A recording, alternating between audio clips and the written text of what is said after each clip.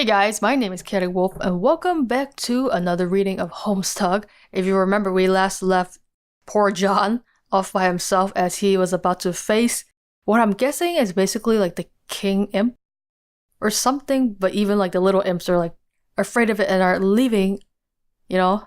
So I don't know what the hell we're gonna do because no one else is gonna help us, so we just gotta prepare for a boss battle. You stop being the imp because that was stupid and scurry over to your magic chest that you suddenly remember was on the roof. There are some things in here that would be good to stock up on for a major battle, but it looks like someone has plundered your chest. This is so outrageous. Who did it? Hand the goods over.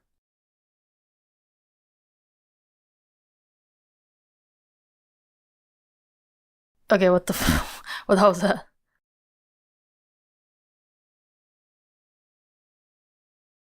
Holy crap, dude. It's too late.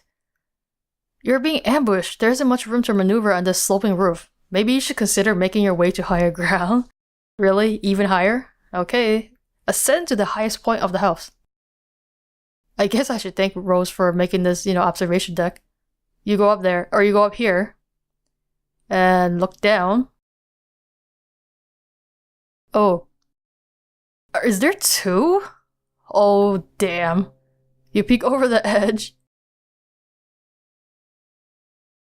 I guess we should at least pick up the grist. What am I looking at? Handcuffs? It already seems like a long way down to your yard, not even to speak of whatever's below. Hey, weren't your trick handcuffs dangling from that branch earlier? Damn it, why do imps got to be making off with all your sweet gear? All these imps jacking off my gear, man. Turn around. Ooh, maybe turn back the other way. Crude ogre, oh crap, dude. Why is there two of them? This is the worst thing to happen ever. You're confronted with a pair of enormous foes. This is it. You have no choice but to wage a fierce rooftop battle. This is totally going to happen now and could in no way conceivably be interrupted by a sudden shift in our attention.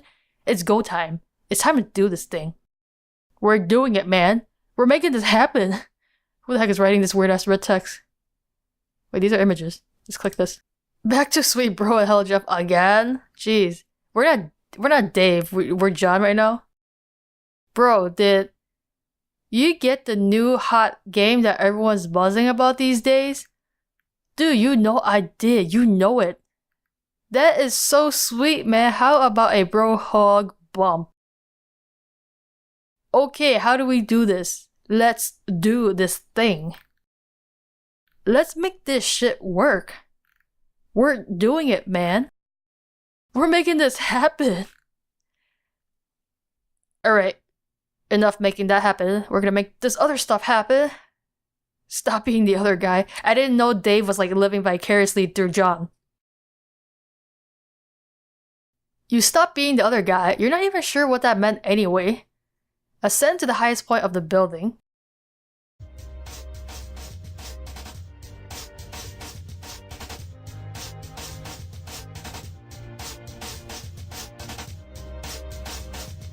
What the hell? You just nab at everything. Holy crap, dude. Save us, Dave! Save us for your majestic acrobatic skills.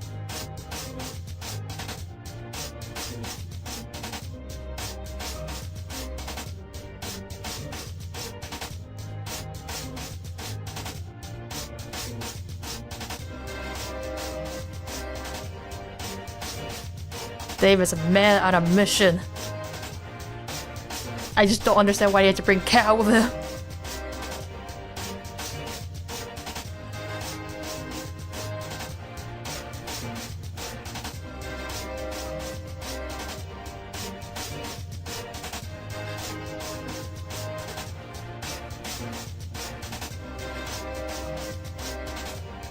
Oh, his bro's up. Hey, bro!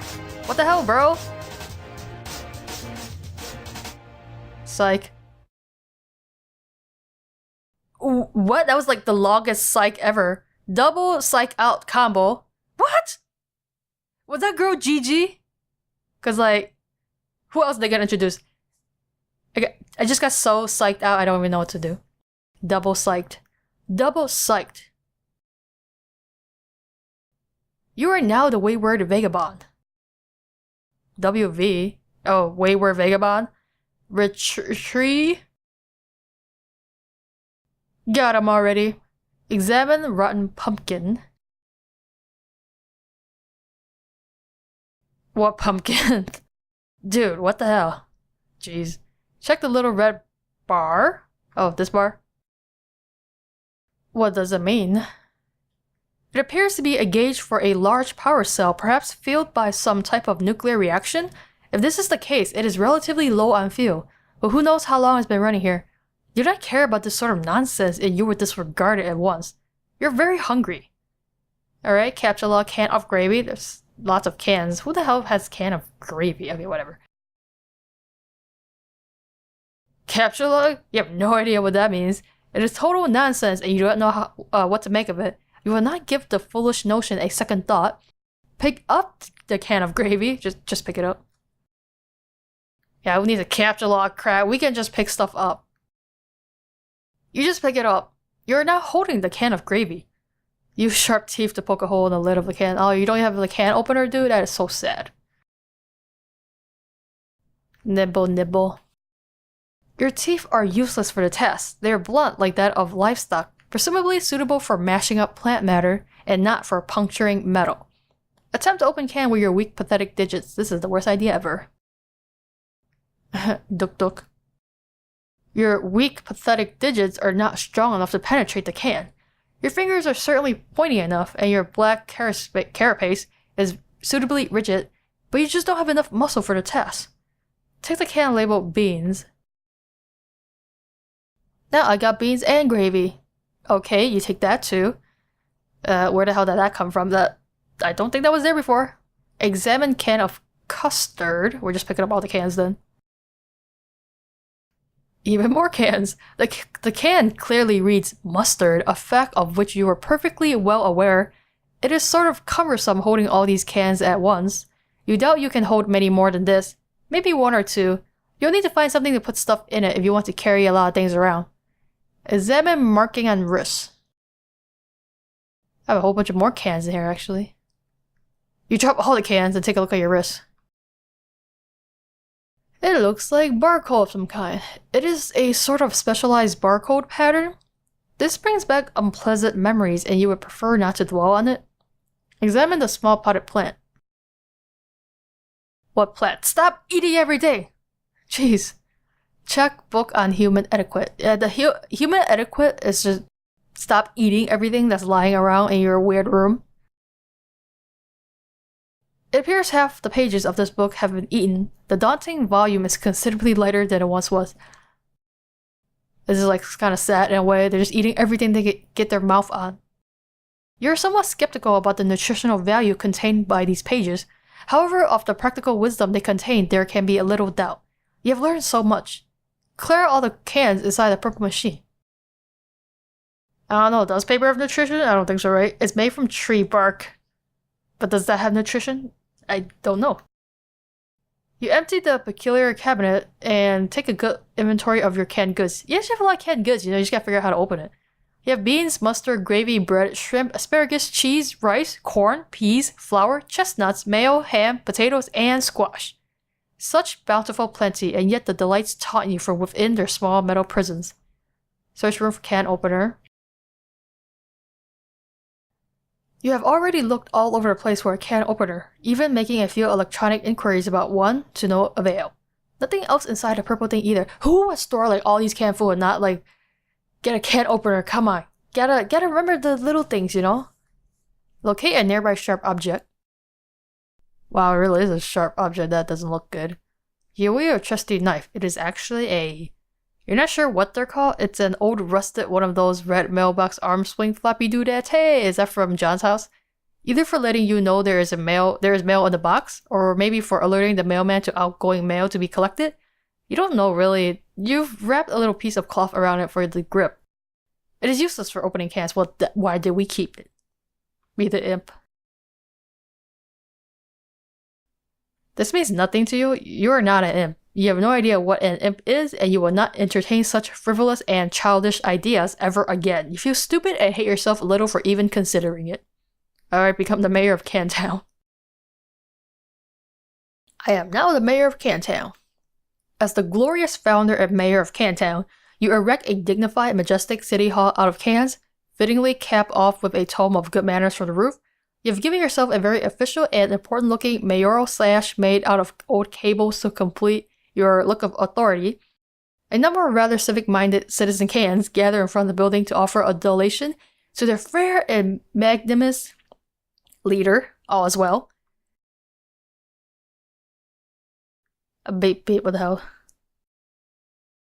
You immerse yourself in this beautiful dream as you whittle away the minutes, or perhaps hours. You love the idea of being a mayor. You love everything about mayors and the concept of an orderly, civil democracy. It all seems so mannerly and reasonable to you. Everyone is friendly and happy, and the city runs like clockwork. The foundation of the government is based on mutual respect between the leader and his people. It is also built on having a really great mayor that everyone loves who is totally amazing and heroic and brave. What the hell was that? Oh. I guess that's your image of a king. Mayors are so much better than kings. You hate kings and you think kings are really stupid. They're petty, bossy tyrants and are really full of themselves and are basically awful in every way. God, do you hate kings. Explore west of Cantown. I love the name though, Cantown. Over here is the other side of the room. There is another one of those purple storage boxes and some useless objects scattered on the floor. Use glowing green rock to open cans. Oh, jeez. You pick up the nugget of uranium and... Oh, that was so stupid. Why would you do that? Examine box of crayons. Oh, Crayola. I used to have a lot of Crayola. Crayons. It's chalk numbnuts. Oh, you know what that's good for? Making a good hopscotch, platform? I don't know. Inside the box, there are 12 pieces of chalk in every color of the... 10 pieces of chalk in most colors of the rainbow. You're excited about this. Did you just eat the chalk? Okay, I'm not even gonna question you. Okay, you're excited about this? Try to open the storage box. It's locked! There must be some sort of release mechanism for this thing. Well, how'd you open the other one then? Examine contents of yellow container. That looks like a sun symbol or something. Or I guess it's a motor symbol. The container is full of motor oil. This does not seem useful to you right now. Do not eat the motor oil, okay? Just a word of advice. Rescue that poor lightning bug. It's preserved forever in amber. There's nothing you can do for this little friend. This new little friend. Attempting to crush the amber encasing the firefly would likely cause it harm. It nevertheless bravely flashes on. You find its light alluring, inspiring. To you it seems as if it could quite easily serve as the light of... democracy. Beautiful light of democracy. Use the chalk to draw some roads. Well, I'm glad you're having a blast in the apocalypse, you know? That's what it's about. I love this. Can Parkway, Can Boulevard, City Hall, Can Street. This is the most creative town I've ever seen. You sketch a handsome network of sprawling thoroughfares for your citizens to traverse. The adoring population applauds its mayor's keen instincts for city planning. You even add some lush vegetation to your city with a piece of blue chalk because you can't seem to find a more suitable color for some reason. I think you ate the green one? I don't remember. You ate two, I think. You ate two pieces of chalk. Lay a chalk foundation for Cantown's civic growth. Very nice checker pattern. You develop westward, settling these fertile plains and claiming them for your city. You section off a number of residential and commercial zones for civic growth, arranged in the only logical pattern that occurs to you. You color the residential zones with your piece of white chalk, but for some reason none of the colors in the box strike you as suitable for the commercial zones. Perhaps there is an alternative. Oh, please, don't. Use your own pee for the commercial zones. You cannot urinate because you have not had anything to drink in quite some time. You are very thirsty. Also, that is a really terrible idea and you would not consider befouling your wonderful city in that way for even a moment. Yeah, Cantown does not deserve to be peed on. Use motor oil to designate commercial zones. Well, that just made it a mess. You fill each empty square with a bit of motor oil to complete the zoning. It looks rather striking to you. You can hardly imagine that an up-and-coming young can trying to make it in the world would not be delighted to live in your fair district. You're very careful not to get any of the unpleasant fluid on your person. Peel label from can of Mayo and affix the sash. I am now the Mayo of Cantown. Survey surroundings in search of more terrain for city. It seems you have run out of territory for your western expansion, but there is still a lot of empty wall space. Perhaps your citizens would be happier with a colorful backdrop that would make them feel more at home. Well, you're very good at painting the walls, dude. Using most of your imagination and an entire piece of sky blue chalk, you render a bright and cheerful sky full of clouds. You have decided that very closely orbiting your city is a luminous planet, about which orbits a single moon. You switch to another shade of blue and continue rendering on the western wall. Orbiting much further from your city are 4 planets. None of these have satellites. You have decided. Yes, that makes sense, you think.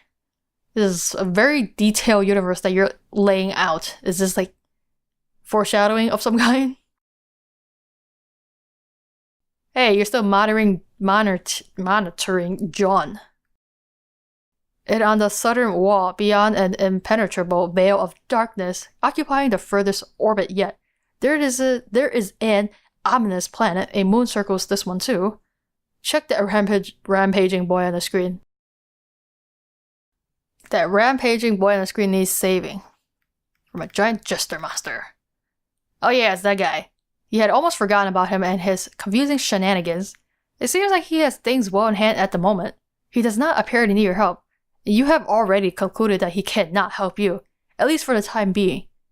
Well, maybe if he could like some way, because I don't know which time we're in. I'm assuming this apocalypse is the future, so if he could like leave a can opener somewhere in your location, and then like, you know, all these time pass by, maybe you could get the can opener. Something like that, you know, think about it. Okay, turn on the other 3 screens. Why is it not turning on? What is happening?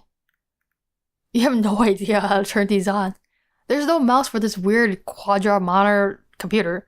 It can only be operated through text commands from this keyboard. Why? Shouldn't the future have like better, you know, functions? We still have to command line everything. Someone fix this. Also, what the heck is this? This is like some kind of... I don't even know what that symbol is. Okay. Perhaps there is a special key or command which will allow you to switch to another monitor? Press tab.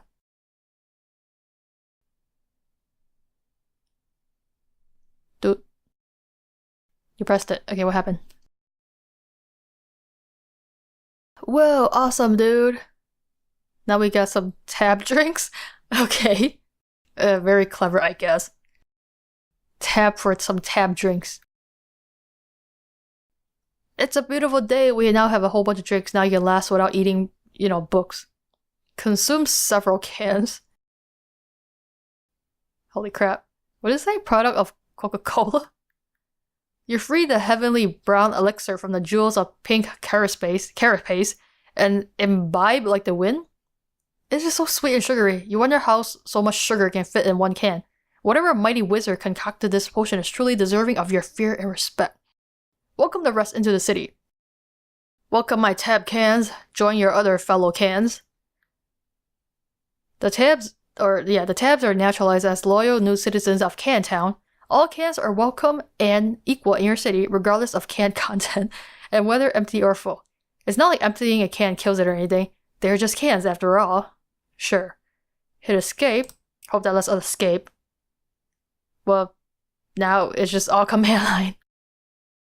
Feeling refreshed and heavily caffeinated, you go back to work on the big computer. You hit escape, which seems to minimize the actual window thingy and reveals the history of all the commands you've entered.